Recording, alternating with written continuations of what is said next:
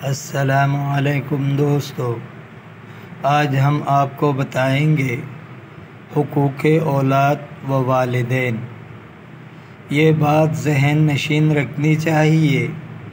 جہاں عزیزوں و اقارب کے حقوق کی تاکید کی گئی ہے، وہاں ذوی الارحام کو خصوصیت سے ذکر کیا گیا ہے۔ فرمان نبوی ہے کہ کوئی بیٹا اپنے باپ کا حق ادا نہیں کر سکتا یہاں تک کہ وہ باپ کو غلام پائے اور پھر اسے خرید کر آزاد کر دے۔ فرمان نبوی ہے کہ والدین سے نیکی، نماز، روزہ، صدقہ، حج، عمرہ اور راہ خدا میں جہاد کرنے سے افضل ہے۔ حضور صلی اللہ علیہ وسلم کا ارشاد ہے کہ جس شخص نے اس حال میں صبح کی کہ اس کے والدین اس سے راضی ہو، اس کے لیے جنت کے 2 دروازے کھول دیے جاتے ہیں، اور جو اسی حالت میں شام کرتا ہے اس کے لیے بھی اسی طرح کے 2 دروازے کھول دیے جاتے ہیں۔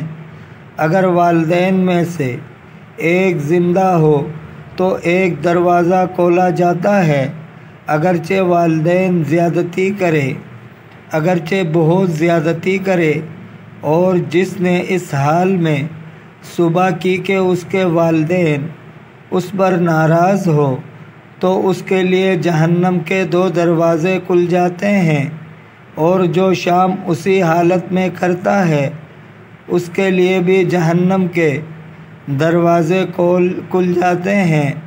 اگر والدین میں سے ایک ہو تو ایک دروازہ کھلتا ہے، اگرچہ وہ زیادتی کرے، اگرچہ وہ زیادتی کرے، اگرچہ وہ زیادتی کرے۔ فرمان نبوی ہے کہ جنت کی خوشبو 500 سال کی سفر کی دوری سے پائی جاتی ہے، مگر والدین کا نافرمان اور قطع رحمی کرنے والا اس خوشبو کو نہیں پائے گا۔ فرمان نبوی ہے کہ اپنے ماں باپ، بہن اور بھائی سے احسان کر، پھر قریبی پس قریبی شخص اس کا مستحق ہے۔ مروی ہے کہ اللہ تعالیٰ نے موسیٰ علیہ السلام سے فرمایا، اے موسیٰ، جس نے والدین کی فرمانبرداری کی اور میری نافرمانی کی، میں نے اسے نیکوں میں لکھا ہے، اور جو والدین کی نافرمانی کرتا ہے مگر میرا فرمانبردار ہوتا ہے، میں نے اسے نافرمان میں لکھ دیا ہے۔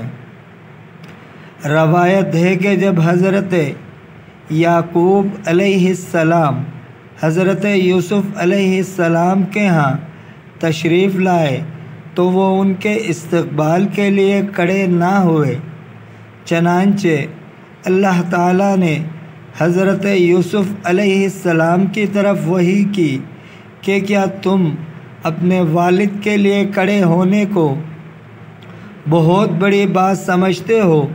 مجھے اپنی عزت و جلال کی قسم، میں تمہاری صلب میں سے نبی پیدا نہیں کروں گا۔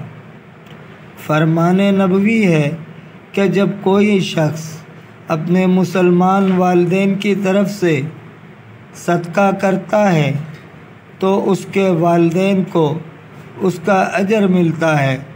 حضرت مالک بن ربیعہ رضی اللہ تعالیٰ عنہ سے مروی ہے کہ ہم نے رسول صلی اللہ علیہ وسلم کے ساتھ بیٹھے ہوئے تھے کہ بنو سلمہ کے ایک آدمی نے آ کر عرض کی، یا رسول اللہ، کوئی ایسی نیکی ہے جو میں اپنے والدین کے لیے ان کی وفات کے بعد کروں؟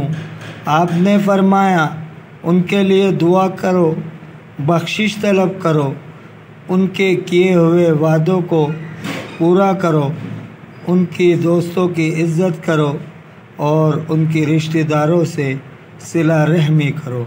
دوستو، اگر آپ کو ویڈیو اچھی لگی ہے تو لائک کریں، چینل کو سبسکرائب کریں، شیئر کریں، اپنے بہت سارے خیال رکھیے گا۔